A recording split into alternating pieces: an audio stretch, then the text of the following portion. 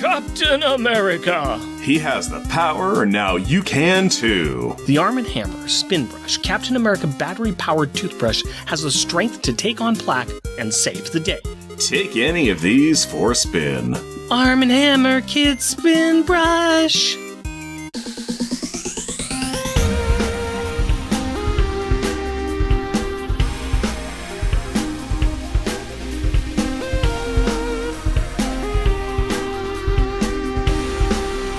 Welcome, dear listener, to our podcast. Jeff and Rick present Unpacking the Power of Power Pack, where we journey through each issue of comics that include a member of the most underrated Marvel series from the 80s while drinking beer. Analyzing awesome and amazing adjacent adolescent adventures and absorbing alcohol. I am Jeff. And I am Rick. To quote John Haywood's Book of Proverbs, 2 random banters are better than 1. Random banter time, buddy. Talk to me, tell me tall tales and tantalizing tidbits of trivia today. 2 heads are better than 1, 2 reads are better than 1. Yeah, we got a couple of reads in here, and we're going to be talking about what happens to those read boys here in a second. But yeah, before we do that, let's talk about some other things. I promised last time, or at least I think I made a comment to you. I can't remember what I said entirely, but I said that I was going to read a comic book that I had requested and got in at my comic book shop called Black Cat Social Club, A Pop-Punk Apocalypse by Christopher Painter, Bob Quinn, Meg Casey, Fred Stressing, and Hassan Otsman Alejo. Elhaou. And this is by Humanoids Comics. I wanted to read this because I am friends with Bob Q. I've met him a couple of times, and I think the guy is just a kick in the pants. He's really fun. I'm friends with him on Twitter. He's was very proud of this book, as well as he should be. It is a fun little romp. It's a graphic novel book, so it's heavier page count. It's about a group of 3 women who are punk rock singers, and they're all witches. They decide to sell their soul to hell in order for them to become better at music. And as all musicians do, obviously. Yes. And they're very successful. And they decide to trick the demons that they sold their soul to, and hijinks ensue. This is a load of fun. It is light, it is fluffy, it is enjoyable. There's some good jokes in here. There's a couple things that I just think are brilliant. Early on, they go out to eat tacos, and they go to Viking Taco. Just sit with that for a second. They go to a place called Viking Taco. Welcome to Viking Taco, where we pillage and plunder for good taste and value. Odin's Raven, Thorquitos, Nacho Logboats, Mjolnir Milkshakes, frozen yogurt. I would eat there. Brilliant. I mean, just that in and of itself is brilliant. So, I highly recommend it. This is a very good read. It's very enjoyable. The art, I love the art. Of course, I love Bob Q's art. And the writing, Christopher Painter, he's got himself a good... He had himself a good story, some good characters, and it's just a lot of fun. So, once again, that's Black Cat Social Club by Christopher Painter, Bob Quinn, and a few other people. Highly recommend checking that out. That is my little book plug for this week of other fine pop culture references, graphic novels, comic books, entertainment value for your buck or so. But that's what I wanted to talk a little bit about during this random banter thing. As I sit on my side of the microphone, being very sweaty after working out and then doing this recording because we had to move the nights. How are you? What kind of pop culture random banter stuff do you got to talk about, sir? Well, I, for one, am exhausted and want to just lay down and take a nap, so I'm going to have lots of energy for tonight. It's going to be great. But otherwise, I saw Ant-Man and Wasp: Quantumania. It's fine. Yep. I got very tired of people popping into scene, popping their helmets off, saying a line, popping their helmets on, and popping back out of scene. It's a little thing, but I got very distracted by just the helmet. It's like, can we just leave a helmet on? Does everything have to be the nanotech where the actors don't have to have any physical props on them anymore, and it's all just CG? And It was okay. It was not great. The current stream of Marvel films, before they were an event for me, they were something that I wanted to get my teeth into. And now each and every one kind of seems like it's a filler to get you to the next filler, almost kind of a thing. So stuff happened in the movie, but yeah, I was kind of underwhelmed. there's some quality that's being sacrificed somewhere along the line. I'm not sure exactly what it is, but I'm hoping that there will be something else. And you know what? If we peter out and the Marvel films just become a little less frequent and we go back to some more good quality instead of quantity, I'm fine with that too. I'd like to get back to some good stories. We don't have to build up into one big event. We've done it. We've done the big event. It's fine them being in the same universe. You can do small nods to it, but we don't have to build up to other giant things. Let's just have some fun. Yeah, exactly. I would rather have contained good stories for the characters where it doesn't have an overarching thing connecting into it. It's neat. You know, it used to be neat that the things would have overarching connective tissue. Now I'm like, I just want, give me a good sandwich. Give me a good story sandwich. Give me something that I really want to enjoy, as opposed to going, I watched it and they hit the beats they had to and Yeah, I'm agreeing with you, and hate to poo-poo some of those films and stuff, but I'll be honest about it. That's just the way it is. So there's that. Sorry about that, man. Sorry. Yeah, that's okay. Again, I enjoy Paul Rudd. I've enjoyed the Ant-Man milieu. I think the first one was the best still. It was a thing. Yeah, it was a thing. Yeah, there you go. That's my pop culture that I'll talk about today. All right. Well, let's see if we can't get a little bit more excitement, energy, something else, because we got some great news. We're back to FF. We're back to the Future Foundation. We're back to our main storyline now that Alex has kind of recuperated a little bit. We'll get to that too. But yeah. but we've missed out on a lot. So Jeff, can you kind of catch us back up, give us more than a 2 cents replay of the last 5 Future Foundation issues that we missed? Hundreds of thousands of years ago, the Kree Supreme Intelligence decided that gene manipulating 100-odd worlds' inhabitants to turn them into weapons would be a good idea. Turns out that this was a bad idea, as the Supremor then figured out that these weapons would eventually destroy him. So the order was given to destroy these 100-odd worlds. Well, a few planets slipped through the cracks, including the one which would produce the Destroyer, and the name of that Destroyer was Black Bolt. The Supreme Intelligence came up with a resurrection protocol, though, by giving Ronan the Accuser the Supremor Seed, which was hidden away in his hammer for hundreds of thousands of years to be used to bring him back. Flash jumped now, and Reed and his villainous house guests and Black Bolt and all of his 5 wives' armies are attacking the Forever City because it has the remains of the Council of Reeds in it. The end result of this is that the villains did little to nothing to help. Diablo and the Mad Thinker turned on Doom and got slapped down hard for it. 2 of the Reeds were captured by the Inhumans, and the third, Infinity Gauntlet Reed, enslaved Doom and made his escape to Latveria, where Nathaniel Richards showed up to help Infinity Reed with whatever it was he needs help with. Now that the Reed asked Black Bolt if he was okay after returning from the dead, and Spidey said that he obviously isn't, since no sane man would want to have 5 wives. 2-sentence replay is over. Why don't you give me a beer and tell us what our Power Pack pick is? My pleasure, my friend. And Jeff, I got a little oddity for you today. It's a very interesting little bottle. It's a very interesting little beverage. Why don't you go ahead and tell our audience what you got there? The bottle feels weird through the bag. It's a little stunty, kind of long-necked, fat-bottomed. Yeah, I was right. A stunty little fat note. Oh, Chimera, a ale, product of Italy. That's a fun little thing.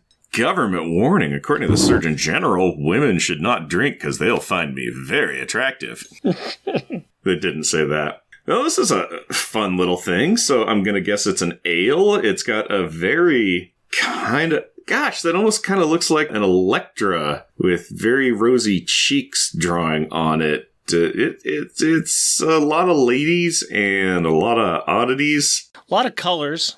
A lot of colors. A lot of pale pastel colors, but a lot of ladies. It looks like a Cirque du Soleil ad is what it really boils down to. But why would I get something called Chimera for this? Oh, because a chimera is an individual made up of several different component parts from others. Aha. Reed Richards from the Altiverse gets smushed together. Yeah, we've got a chimera that appears at the end of this book. I thought this was absolutely perfect. I saw this like, yes. Plus, it just looked very interesting. And this is Chimera by Beneficio del Ducato, and that is my Destruction of Italian. Friar's robe brown color, hints of caramel, fruit and alcohol, pear and cherry, with a subtle roasted hint. Warm, dry, and complex. ABV 8%. And I poured it all into one nice mug. I'm doing my pour right now. One glass beer right here. It is a funky looking bottle. Get on the website and look at the picture that we're going to put up of the comic and the beer, because it's an interesting bottle design that I've never seen before. Yeah. That's a brown ale. Yeah, it's a light brown ale. Yeah, it's opaque. It looks fairly Mudwater-like. Real strong alcohol smell. I'm getting that caramel and the pear and cherry. Yes. Bit of yeast. Oh, I like the taste in that. Interesting aroma. Taste that's sweet. That's very sweet. That's very sweet. I've got the pear. I got the cherries. There's a slight roast in there. Yeah. Little dry. Yeah. This is pleasant. The heavy alcohol is there, but it's not burning. It kind of has a champagne-y aftertaste kind of a thing. A little bit of that. That is a odd beverage. It's very tasty, though. It does not taste like an ale. No, it does not. At all. Which is fine. I mean, no, that's... Wow. I dropped a drop of it on my counter, which is white, and you could finger paint with this stuff, is what I discovered when I was trying to wipe it up. There's a lot going on here. Very much fruit and alcohol. That's quite true on this. It's a fruit beer. Very high alcohol content. The caramel comes through really good too. This is very smooth. It's very sweet. It doesn't punch you in the face, but man, this could be dangerous. I can understand why it's small serving size on this one. It has an aggressive flavor profile, but it's not overwhelming. If that makes any sense, because like you were saying, all those flavors do really pop up and kind of go, ah! But they're not punching you in the face. They're not like... They come in, they say, hi, we're here, and then they go away. And the alcohol, you can smell it, but it does not overpower any of the flavors, which is wonderful. Because that allows you to get more of the pear and cherry and the caramel. Those all come together very, very well. The flavor does really blend into a center-of-the-tongue tart cherry. Yes. Like a pie cherry kind of flavor before drifting off into kind of that champagne-y flavor. Yeah, odd. Interesting. Have never had anything quite like this before. I am enjoying it. I think this is very tasty. This is very good. I think this is a fun little beverage for a interesting little issue here. So we've got a beverage. We've got random banter out of the way. We've got recap of what's going on. We got to get into the issue. And we can only do that if you actually tell us what the opening credits are, Jeff. FF issue number 11, December 2011. Intelligence. Credit. Writer, Jonathan Hickman. Penciler, Barry Kitson. Inkers, Barry Kitson, Scott Hanna, Scott Koblish, Jay Lenston, Mark Pennington. Colorist, Paul Mounts. Letterer, Clayton Cowles. Editor, Tom Brevoort. And Spider-Man. And guest starring our favorite kids from the Future Foundation: Franklin, Val, Dragon Man, Wu, Vil, Mick, Tor, Turg, Tong, Leech, Bentley, and Alex Power.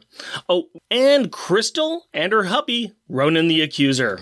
Hey, we are back with the Future Foundation. It has been 5-issue absence, so there must have been a lot happening. Rick, did you not listen to my more than 2-sentence update? No. Did you cover the last 5 issues? You know what? For brevity's sake, let's just say yes. Okie dokie then. Let's be like Reed's brain trust experiment and look forward. And speaking of which, young Franklin is doing just that. He is perched on a walkway above one of the workrooms in the Baxter building. He's got a pair of binoculars, a communicator, and a monologue about the frightening scene he is watching below. And his codename is Hyperstorm. We should not forget that. We won't. He is communicating with Kid Incredible, aka Leech, who is sitting right behind him. Over. Yes, he is. Over. Okay. Stop that. Over. We are not doing this bit, because the two boys are already doing it. And they're both observing the rest of the Smarty Pants Brigade building something. Alex, still sporting the cast that sidelined us from covering this book, is using his powers to assemble a nickel-plated conduit, with the rest of the team assembling or directing the labors. There's some good-natured joking and playing going on, but this is a serious endeavor that is being orchestrated by Val. And it is about this point that Reed casually walks by the door, and then stretches his head back to see what's up. Unfortunately, this party is an invite-only type of deal, so they assign Bentley the role of bouncer, preventing unauthorized individuals from entry to the room, and he wants to make sure that this read is not one of those jerk reads. Question. How can you tell? Answer. You make a good point, but we're grading on a curve here, man, and Reed ain't playing. After sliding around the B-Man, Reed approaches Val and Dragon Man. This is the class's mystery project, which does not yet have a name, but whose function can be deduced by one of Marvel Comics' smarter men. He is very curious why the kids are expanding the translocator to cover the entire floor of the building. Actually, I say as I push my glasses up my nose, as Val points out, it is going to cover 3 floors. 3? Huh. That seems excessive. Well, Val has determined that there are a lot of people who live in the building now, and she wants to make sure that they can get away if something goes sideways. And is there another reason? Of course there is, you silly goose. Val has wheels working within other stuff. She has plans, and she's not going to tell anybody. On the other hand, Val is curious what her parents decided to do. Reed, in a moment of brilliance and clarity, has decided to listen to Sue. Instead of inviting a bunch of insane villains into their home for advice, they are calling their friends over. Which ones, you might ask? Well, how about all of them? Meanwhile, in Attilan, home of the fighting captured bad dudes, the Mad Thinker and Diablo are trapped in a cell together, and suddenly I feel sympathy and compassion for the devil. Diablo. While the Thinker drones on about the fighting occurring outside their cell between Kree soldiers and Inhumans, Diablo contemplates ways to end his immortal life due to said droning. Let's check out the fight outside the holding cell, because it is really a lot more interesting than what's going on back here, even though the Thinker's last line does highlight the problem. The Kree and the Inhumans were never meant to stay united. It was an alliance of convenience. It's kind of like the alliance that goes on with podcast co-hosts. True dat. The Kree soldiers are being led by Ronan the Accuser. We have not discussed him on our show, but he was the main villain in the first Guardians of the Galaxy movie. He is one of the Kree's fiercest warriors, and the head priest for their supreme intelligence, and a horrible dresser. And he is also married to the Inhuman named Crystal, who wishes he was a better dancer. Now, that is an awkward but understandable alliance. If ever there was an Inhuman who caused awkward family conversations, it's Crystal. She's the sister to Medusa, the queen of the Inhumans. But she has dated or been involved with a mess of high-profile characters, including dating Johnny Storm and Rick Jones, and also marrying Quicksilver. And now she's married to the guy who's leading the assault on her family, the Inhumans.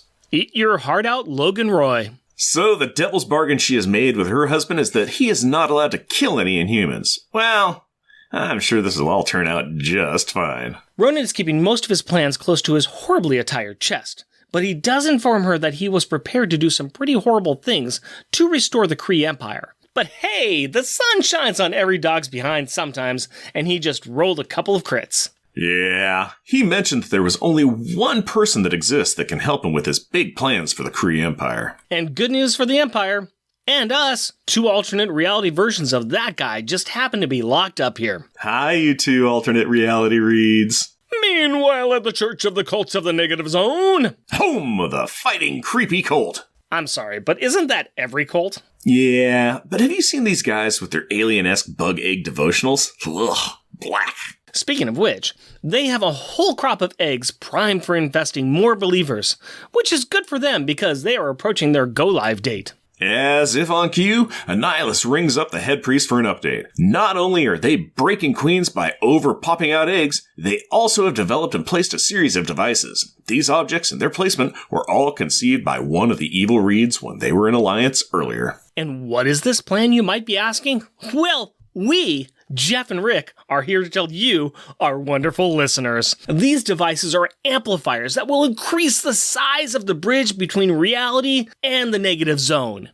And thanks to some well-placed cult-owned businesses and some seriously awesome tax breaks, they have inserted these in a large circle in the middle of Manhattan Island. A circle that is centered around the Baxter Building. They are ready to cause some serious havoc. Well, it looks like the bad guys are all prepping for round 2 of this war. Tell me about the good guys.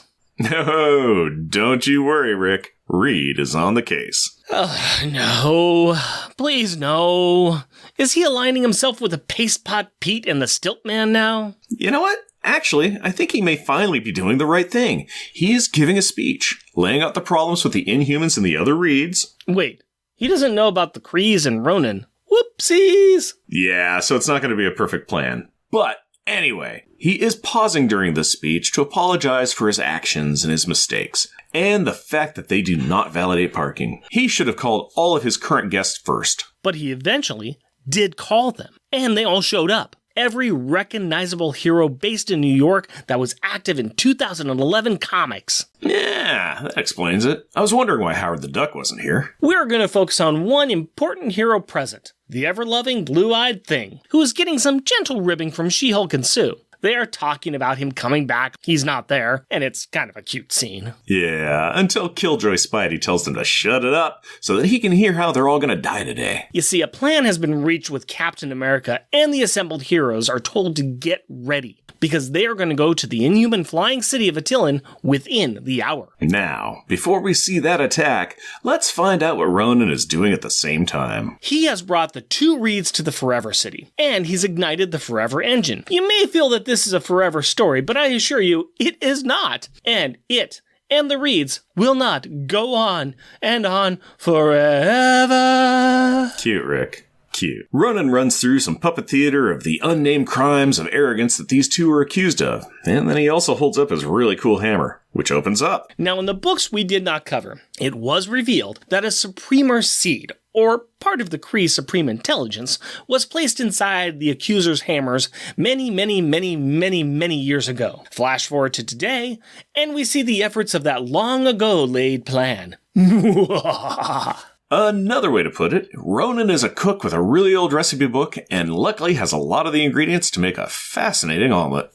You take two incredibly intelligent interdimensional beings, one biological receptacle keeping the breadth and width of the Kree intelligence, and an engine that forces evolution and plot advancement to occur. And what do you get? Well, with a "This is Sparta" kick from Ronan, the two beings and the seed fall into the engine, and they are all painfully combined into a new living Kree Supreme Intelligence. This is a giant green potato head thing with flanges coming off the scalp, 4 eyes, and a whole lot of attitude. This is the ruler of Kree, the combined knowledge and intelligence of the Empire, recreated to rule and conquer, and to make even worse sartorial choices than Ronan does.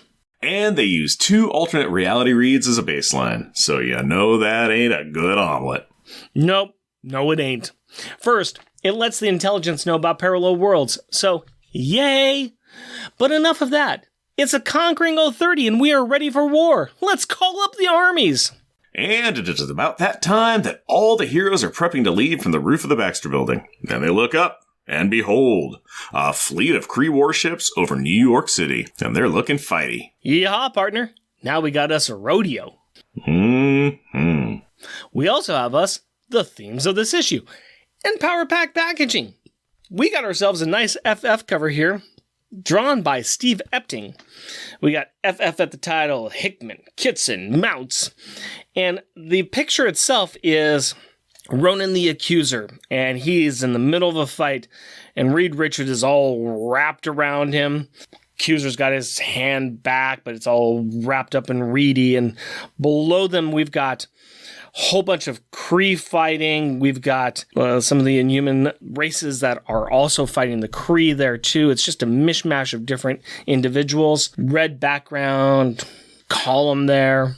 What do you think of this? It's a very nice looking cover that sideways alludes to kind of the fights that went on and what's gonna happen kind of a thing. It is not present in this issue, but it is loosely based upon a true story.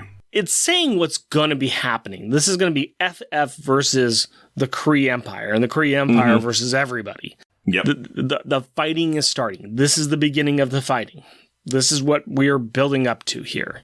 Or a continuation of the fighting, because in the 5 issues that we didn't cover, it was fighty, fight. Yeah, this is getting to the big brawl, though, and that's what we got coming up next issue. So I like it. It's exciting. It lays the groundwork for what we're going to be seeing in this issue. I mean, you could also had a really cool cover of Ronan the Accuser standing over a giant cauldron saying, "Bubble, bubble, boiling trouble, give me my leader back," but that's giving away the farm, so... Give me my potato back. Give me my potato back. Yeah. Read, make my potato stew. I like Steve Epting's art. I think this is pretty cool. It's exciting. It's fun. I think it's a classic comic book superhero foes. You've got the fight occurring. This is a classic Reed Richards in a fight. Yep, just wraps himself all over. Yeah, he wraps himself all over. There's big rubber banding all over it. I like that aspect. I think that's pretty darn cool. No, I do like this. I think this is neat. I think this is fun. And I think this gets us into the story itself. And before, you thought we had a war when we had the villains, but that was just all a prelude. Now we got the A-teams that are here. So, yeah, and not only that, but we also have more armies that we're fighting. We've got the Kree army that's just been called up because the Supreme Intelligence is back. Kree army is going to be coming down and attacking. We've also got the Inhumans that are laying their claim too, and they've got some beef with Earth, but they got more of a beef with the Kree. Yeah, they have a more current beef with the Kree because the Kree came in and rubbed their faces in it and stole their prisoners. And we can't forget too that all of this is kind of boiled up and boiled over right now because of the insurrection by the Reeds, the Council of Reeds. They were running away from the Celestials. So there's that thing that's also going on as well. But hang on, we also have Annihilus who's knocking on heaven's door as well. Yep. So there is a whole lot of things that are about to crash down, and they can all crash down at the same time. Hickman's doing a good job here of just tossing all the balls up in the air saying, okay, the juggling act is starting now. Are y'all ready for this? Yeah, he's always really good at... he tends to have an excess of story plots coming together all at the same time. Almost anything that you read of his, you're never like going, oh, and I've gotten the one story. It's always like, I'm in the middle of 9 stories and I don't know where it started. Yeah. But there will be a conclusion, but those will then blend into new story stuff. So yeah, he's always moving, and he's always got a lot of juggler's balls in the air. What did you think about this, though? As far as, yeah, it's another prelude and stuff, but what have you thought about how this is being done? Enjoying it? It was another setup for stuff in the future. Decent, interesting, a lot. It's not really complex information, but it is overwrought. They throw a lot at you, and it is making it the cosmic scale, the galactic scale of things, where it's like 300,000 years ago, the Kree decided, hey, let's weaponize races. And then they said, wait, they will fight us if we do, so we need to get rid of them. But the people that weaponized them for them were like, hey, we want to hide our data because this was our life's work. So some of them slipped through, and hey, guess what? It was the humans and the Black Bolts and the Inhumans and the wives races and everything. And so, like, Black Bolt had apparently destroyed the Supreme Intelligence. However, 300,000 years ago or something. There's a lot of, I'm not sure about that, a little fuzzy hand waving going on. But the Supremor's back. And he says, you know what? I'm back. And we're not going to have that happen again. And we know who the bad guys are that are going to kill me again. So let's get rid of them. There's a lot going on. It's interesting. It's kind of neat. I have no idea how Crystal and Ronan shacked up. And I don't even care. They just are. And it's fine.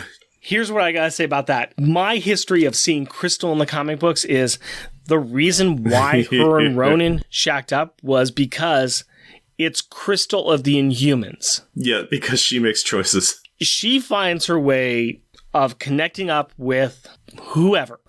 She has a child with Quicksilver. Quicksilver, who is canonically one of the worst characters. He is horrible to everybody. He hates everybody. She hooked up with him. Yep. I mean, okay. Crystal is a fascinating character, and she former member of the FF as well. She stepped in and took over Sue's position a couple of times, I think, in the past. She has a history with Johnny Storm. Rest in peace.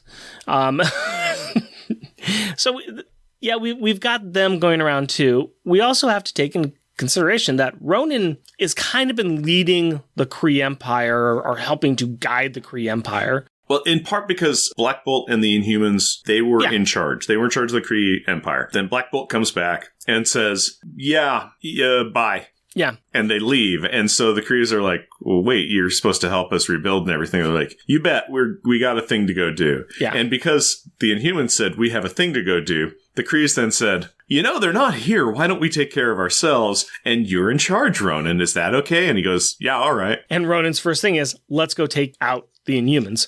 Yeah, of course, because I think it would possibly be one of those things where it's like, man, if you could give me just 5 minutes, I need to just go do a chore. Yeah. And then I'll come back and everything will be peachy. The Kree Empire seems like my daughter. Is what it really boils down to. Let's just name names. Where it's just like, I want a thing. Yeah, honey, I can do the thing for you, but I have to do this thing first. I'm going to go over here. I need 5 minutes. Okay, now there's massive problems here. You're not going to get what you want, and it's a problem, and I'm upset, and everybody's upset now, because you couldn't give me 5 minutes to then be able to focus on your needs. So the Kree Empire seems like a toddler. Yeah, I think that's perfectly fair. Speaking of toddlers, we do have one other read that's bouncing around. There's one alt read left. The rest have been destroyed in some form or the other. I could see them coming back in Supremor as well. I think that could be interesting since the Supreme Intelligence was made out of their essences. So now he's added them to their biological Borg distinctive. Sure. Yes, but they are reads. What was also interesting is when the Supremor seed got released, one of the reads was looking at it like, that's a green glowy thing. And the other one knew what it was and was like, no.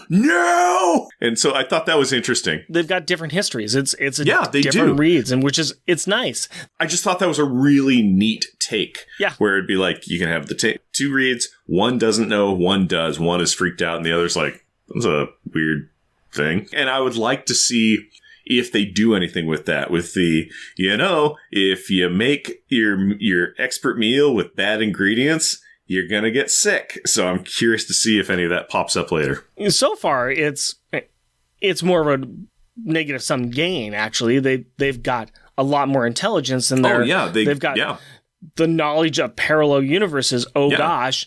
Yeah, and 2 reads are stuffed in him now. This Premer was happy. He was like, Ronan was like, I had to use some exotic ingredients. And he's like, no, you did good. So, but then it also is like, we know who's in charge too, because Supreme Intelligence is like, oh, look, it's the people we hate and want to destroy. Forget everything else. Kill, pussycat, faster, faster, faster. So that's going on. Like I was saying, too, we do have one missing read. He is with Doom. They're in Latveria. We got Nathan Richards, Doom, and Christoph over in Latveria. He still wants to deal with the Celestials. Put a pin in that. We'll get back to them shortly. But for now, we got pieces all over the board, and there's a lot happening. I like this issue. I like the things that led up to it. I know why we didn't have to cover them. Alex Power, no Power Pack members were in there. We did have Alex Power in this one, helping build the machine.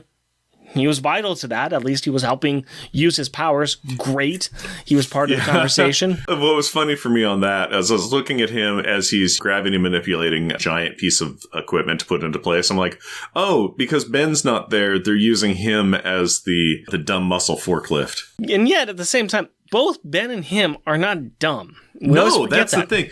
But it is always just funny to me. We're just like, okay, Reed is always using Ben to be like, okay, lift the big thing and turn it a little bit that way and put it in the socket. And he's like, all right, stretch up. When Ben's not there, he uses She-Hulk. So what? Yeah. So it's just like, it's just interesting to see the correlation for me of like, yeah, they pick a person and he's their Allen wrench.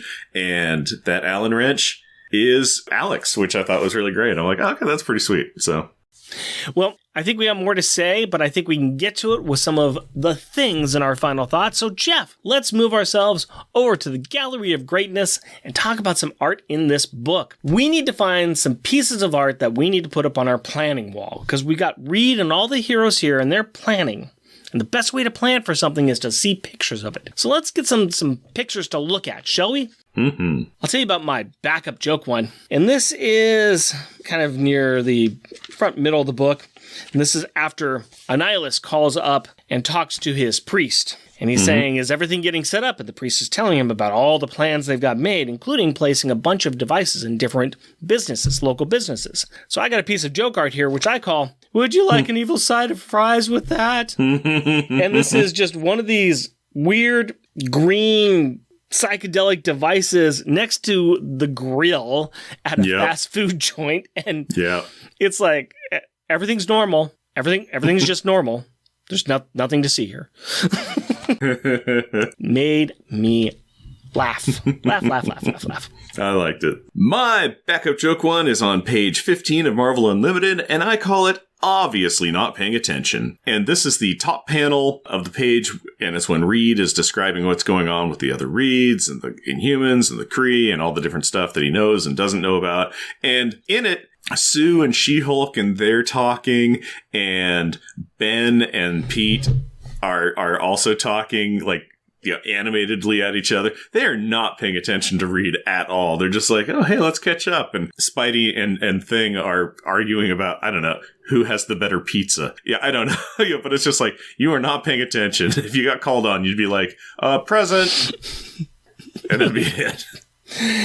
I like this entire scene with them. They've got all the heroes sitting around like they're in some giant lecture hall.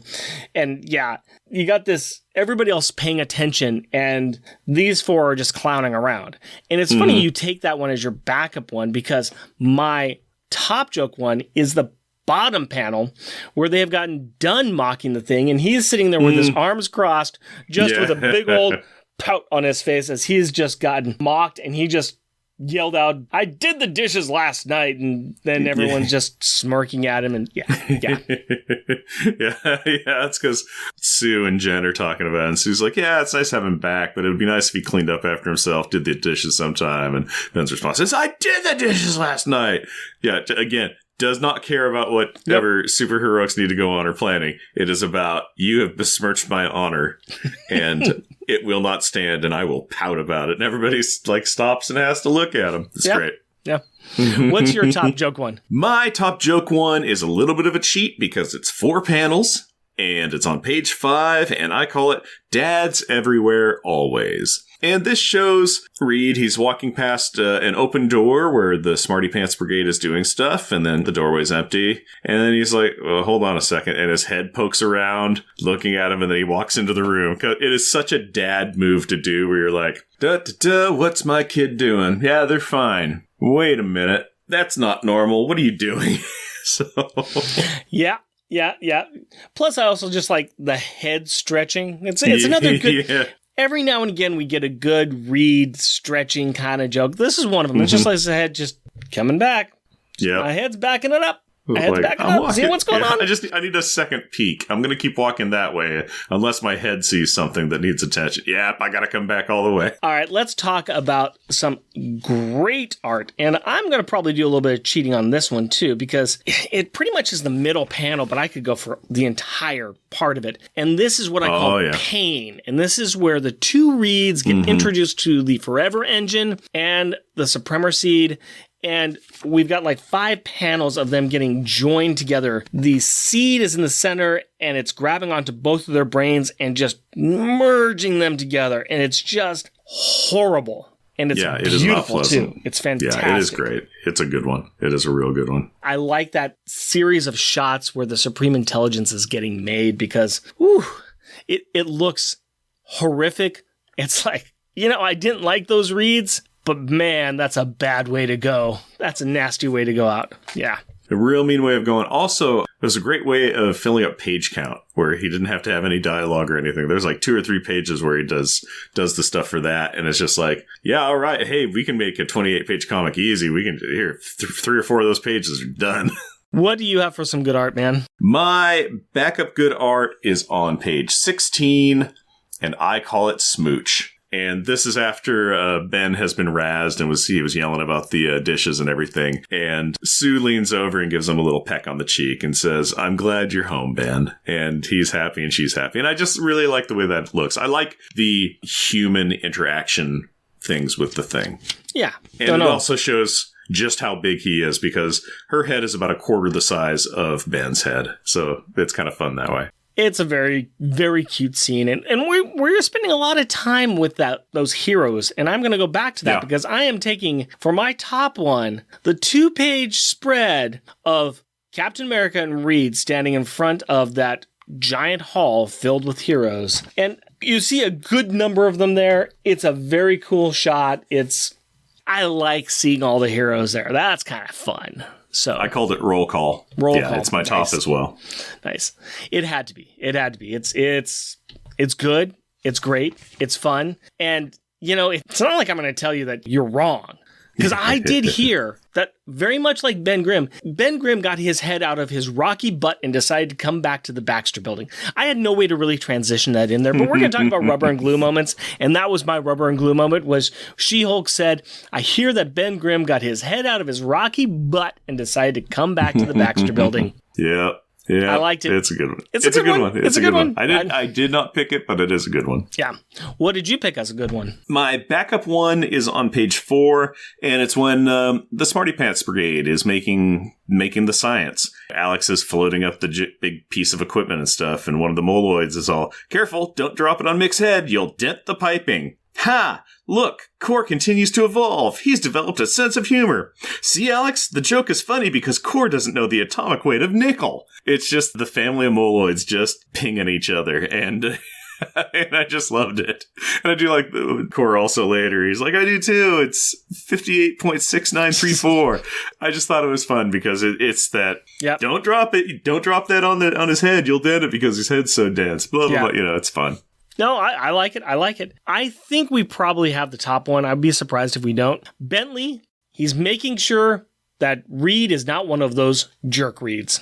That's a good one. I want to make sure you're not one of the jerk Reeds, as opposed to Reed, who is regular Reed, a jerk. Yeah, more jerky. Jerkier than usual. You chose something that's not Bentley. I'm curious. I did choose something that's not Bentley. This is the part during the big superhero meeting where Spider-Man's upset and he's all, hey, do you think you could keep it down? I can't hear the part about how we're all going to get killed. To me, that's funny. I think that's wonderful. I got it. All right, enough of the insults. Let's get into good parenting. A good parent should be teaching their child not to do insults. Apparently. I don't know. It's not the way I roll. But anyways. Yeah. Parent of the Year Award, Reed Richards Award for good parenting. I'm going to say this is actual good parenting, and it's getting to Reed. He chastises Bentley for language, and he trusted Val and the kids. Yep. He also checked in on them when he walked past it, because he did. That is an ultimate dad move right there. I covered it already, but that walking by, peeking in a room, and then going, no, I got to check this out. And I just want to check on him. Yeah. Yeah, and then acknowledging what they're doing and kind of accepting of it and everything, going, that seems like a lot. But he's not upset. He was a great dad there. He was a great parent. And also later when he's with all the heroes and he's apologizing to him, he's like, I did some stuff. We're going to get to that. We're going to get to that. I'm going to stay with just the parenting skills. And just the parenting skills I think he was good on. But we will get to that. And I'll tip my hand a little bit here, and I'll change the order a bit by saying most popular and shunned, the character who was the best and worst in issue. Now we can talk about how good Reed was, because Reed listened to his wife. He apologized to his friends. He worked with others. And I think that's what makes him... He got the Parent of the Year award for something else, but he was also the best in this issue because he did the other things as well. Which was really good. I fully agree with you on your choice with that. I did not pick him as my best. Who's your best? Alex Power. All right. He shows up and that little guy is working injured. He is there to help his friends and help his team, even though he's injured. So grievously injured, he wasn't able to make it to the last 5 issues. Oh, Alex, you go above and beyond, my friend. So good. Yeah. Working while injured? That's pretty darn good. All right. Now we'll get to the worst. Yep. Who you got? Crystal. That is an excellent choice. That's a great choice. Crystal, I know you want to support your husband. I know you want to be there with him in sickness and in health, and you want to support him in his endeavors, in his hobbies, in his work. But come on, girl. This is your family. Yeah. This is your people. Oh, yeah. I'm questioning your choices, girl. Her meeting halfway on that is, you can hit him with a hammer, just don't kill him. Yeah. Have you seen the size of the hammer? Come on. Oh, I know. Yeah. There were some deaths going on there, I'm sure. It's like, no casualties to report. That just means there were casualties and you're just not telling her about them. No casualties to report. You are literally stepping on the guy's throat and he's dying right now. Can you not? Please. Crystal is an amazing choice. I like that. That is really good. Who is your choice? I was having a hard time and did not think of the obvious one with Crystal. So I almost kind of pulled a rabbit out of the hat and just generically said Val. Just Val. Okay, just because. Doing the super science to translocate the 3 floors of the building without telling her to. Even when he's like, so what are you guys doing here? Oh, we're doing that project that we haven't named, just kind of doing science. And he's like, I know what you're doing. I can tell you're doing this stuff. Yeah, we're doing that stuff. And because it's also because it's obvious that it's like, you got more on your plate than you're sharing. Come on, Val. I do have to say that that's an easy choice, maybe. That's a rough choice. There might have been a few other people that might have been. I would have actually probably said Bentley even more. Bentley was doing his job. Oh, yeah, he's doing his job. Yeah. But at the same time, you can do your job and not be a pain. Okay? It's Bentley. He cannot. I know, he's Bentley. You physically cannot do that. Right. So I think there might have been some other choices before Val, but that's your choice. That's your choice. We'll just call it wrong for now. And hope you can get over it in time to choose the right top grade as we try to evaluate each issue against the other issues with a member of Power Pack in them. Top of the list still is Fantastic Four 588, Month of Mourning. Down in spot number 9, we got Runaways Volume 2. Number 5, True Believers. Double twist as the kids defeat Doom and find Ultron. Down at spot number 22, Runaways again. Number 4, the kids trying to find out who Vic's daddy is. Down at spot number 30, we got X-23, number 15, Chaos Theory Part 3, what we did before this one. The monster rips off his bodysuit, pushing Laura off a building. Ah! And bottom, we have What Lies Beneath. Julie's in the hospital. This is going to go above there. This is going to be an interesting one to rank. I think that this is good. There's a lot of good stuff in this one, and it keeps moving things forward. It keeps the excitement up, and it brings more pieces to the table. It's leading into a big issue next. We're going back to Fantastic Four number 600 for the next issue. So this is doing that setup, getting ready for the spike that's coming down hard. How is it going, though? Where should we put this? Man, I'm having a hard time on this because it did have a lot of really good stuff, but also I have to admit that even with the plethora of times that I've read this issue, I would forget what happened in it. So I'm kind of feeling mid to high teens. Okay. It's kind of a vibe. I can be talked up or down on that pretty easy because, again, it's an oddball issue in its own way. All right. Let me put this out here. Between spot 15 and 16. 15 is where the FF are on the beach singing Beastie Boys songs. That's Fantastic Voyage, Amazing Spider-Man one. And below that, we have the Baxter building infested, Sue keeping the peace, and Galactus wants a snack.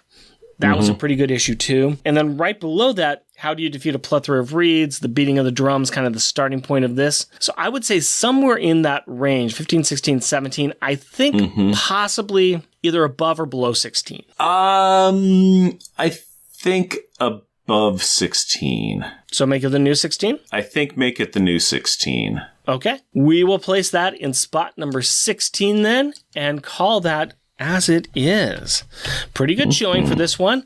Can't wait till the next one. A lot to talk about in that one. But before we do that, we need to talk about this beer. This lovely, lovely, lovely Chimera beer, which I think that this is a very good choice for the mixing of the two reeds and the Suprema seed. Chimera by Beneficio del Ducato. Jeff, are you enjoying this? I think you like this a lot more than I do. It is an interesting beverage. Yes. It is unlike anything that I've had before. Yeah. Like I said, I'm kind of getting that tart cherry flavor. There is that pear. There is that caramel. It's not making my face crunch up. I'm not going, ugh, with it, but I am kind of going, eh. with it. So it's not in the 4s. I'm thinking a 3.5 for me. I'm going to go strong 4 on this one here. I possibly should be a 4.5. Maybe if I was drinking in one sitting and not stretching it out so much, it would be a 4.5. It definitely has got strong alcohol content, so I don't want to slam it down. Yeah, I can tell that right now. I was going to say that I was fine with it right up until right now at the beer point where I'm all like, oh, I'm feeling that. So. Yeah. So I'm going to go ahead and stick with the 4. I think it's a strong, good choice of a beer. It definitely is a little pricey. This is not one that you're going to find just normal places, very much specialty store, but this bottle is quite fascinating on it, and it's a lot of fun. I think this is a fun beer. I think it's a fun choice for this. It is a fun bottle. It is an interesting beer. It worked amazingly well for the issue. It really did. But that's just my perspective and your perspective. But you know what it isn't? It's not a kid's perspective. And that's where Rick talks to his 12-year-old daughter, Carrie, about the issue that we just covered. So Rick and Carrie, take it away. Hello, Carrie. Hello, Daddy. And we are back. We are back with the FF, right? Yeah. FF number 11. Yeah, we've been away from it a little while, haven't we? Yeah. Something happened and now we're here. That's right. There's been a bunch of things happening in the FF book, the Future Foundation book, and Alex hasn't been there, so who cares, right? Yeah. No, we don't care. We don't care. You didn't read those issues, did you? Nah. Yeah, so you don't know what's going on. I gave you this book, you read it, and here you are, right? Yeah. This is how lots of things go. I just give you a book and I ask you your impression. What's your impression of this book? I like the art. Yeah, the art is really good. The art is done by Barry Kitson, and Barry Kitson, Scott Hanna, Scott Koblish, Jay Leaston, Mark Pennington, they all did the inks on it. So it's kind of a little bit of a many hands book to help out Barry Kitson. But the art is really good in it. I like it too. I think it's really solid. It's really good. Really fits the story. Mm-hmm. What about the overall book itself, the things that are occurring in the book? The kids are building something. Mm-hmm. Meanwhile, the villains got 2 of the other dimension reeds. Mm-hmm. And then they combined them. Yep. And then kablooey, they got some giant floating head. Yes. The giant floating head is called the Supreme Intelligence. This is the actual leader or ruler of the Kree Empire. And it's supposed to be all knowledgeable, all intelligent. It was destroyed a while ago. Ronan the Accuser, he had the seed, the Supremosaur seed, and that was one of the books that you've missed reading. That was created a long time ago by the Supreme Intelligence as kind of a backup plan. And they were able to reconstruct the Supreme Intelligence using 2 of the world's smartest men, the 2 alternate versions of Reed Richards, and that Supremosaur seed. So that's bad news for everybody else who's not Kree, right? Yeah. Also, it's got like 4 eyes. Well, normally it would have 2, but it was made with 2 Reed Richards, so, 4 eyes. The 2 Reed Richards combining was like kind of funny looking, though. Also, a little bit painful, too. You can see how much pain they were in, right? Yeah. What do you think about Reed finally inviting the right people over and not just a bunch of villains? Well, it's always good to ask for help. It's like how lots of stuff goes. It's like, I don't need help. I can do this on my own. People die. Okay, I can still do this on my own. If bad things happen, okay, I'm gonna finally ask for help. And then you ask the wrong people, and worse things happen, and so finally he's asking the good people, right? Yep. So we are setting the groundwork for a lot of stuff coming up, right? Mm-hmm. There's going to be a lot of things going on in the next issue, huh? Is Alex in the next issue? Be honest with you, we're not going to cover a Future Foundation issue next episode. Instead, we're going to be covering Fantastic Four issue. Fantastic Four number 600. Whoa. There hasn't been any Fantastic Four issues going on, but now there's Fantastic Four 600 that's coming out, and it's a really thick book. We're only going to cover one story, but I might have you read all the stories in there because it's pretty cool. But Alex is in that book, and lots of stuff happens. Oh, wow. And then we do Future Foundation? Yep, then there'll be another Future Foundation book, and we're going to kind of bounce around a bit. Well, I promised you at some point in time we're going to be talking about Power Pack, and Power Pack will show up. I think we've got another. I'm looking over. I see the book with Power Pack in it. It's right over there. So it's about 3 or 4 issues down. We're coming close. Whoa. Yeah. We are going to actually be seeing all of Power Pack in about 2 or 3 months. Are they going to be in more than one panel? Yep. More than one panel. Yay! That's been a while. Yeah. the whole pack again. The whole pack again. But before we get there, we have to have a lot of other things happen. Yeah, so we better hurry up and have those things happen so we can get back to Power Pack. About the book we're talking about, though, is there anything else that you have questions on, or just in general? Did you enjoy the entire book? Yeah, like I said, the artwork was good, and hey, I got the idea of the story. That's all we can ask for. That's all we can ask for from our young readers. Yeah. All right. Well, thank you very much for your time, Carrie. You're welcome. I love you. Love you too. I don't know if you thought about it, Carrie, but if you and another person merged minds, you could have twice the smarts.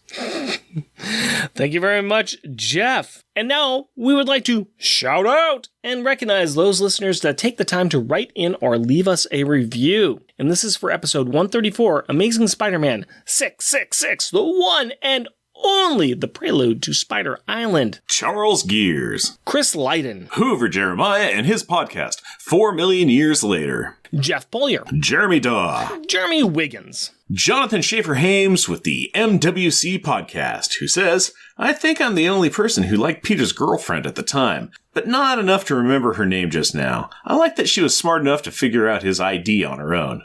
And he, of course, is talking about Carly Cooper, and me and him had a little exchange about that, because I like Carly. I think Carly's great. And I like Jonathan Schaefer-Hames. Hi, Maggie.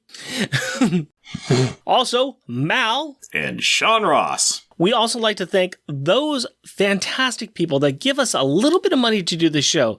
If you would like to do so, we would be glad to have your donation. Plus, you can hear all of our other episodes that we do on the alternate world versions of Power Pack. Check it out. We got a lot of content over there. Be like these people. Like adorably astonishing and amazing Andrew Burns. Cheerfully cheeky and charming Char Logan. Challenging cheesy and chuckling Charles Gears. Destructive and devastatingly delightful Damian Witter. Dynamically dangerous and devious Doug Jones. Intelligent, interesting, and innovative Isaac Perry. Jesting, joking, and jovial Jeff Bollier. Just jealous and jeweled Jeremy Daw. Muscly, mighty, and meticulous Matthew Birdsey. Mythical and magnificent monologuing Matthew Laserwitz. Steely, salty, and steamy Sailor Bear Zodar. Sad and sickeningly silly Shag Matthews. Tyrannically terrifying and tame Tim Price. Way wordy and wobbly Waffles. Weird and wonderfully wacky Win. Next issue, we are going to cover Fantastic Four, Volume 1, issue number 600.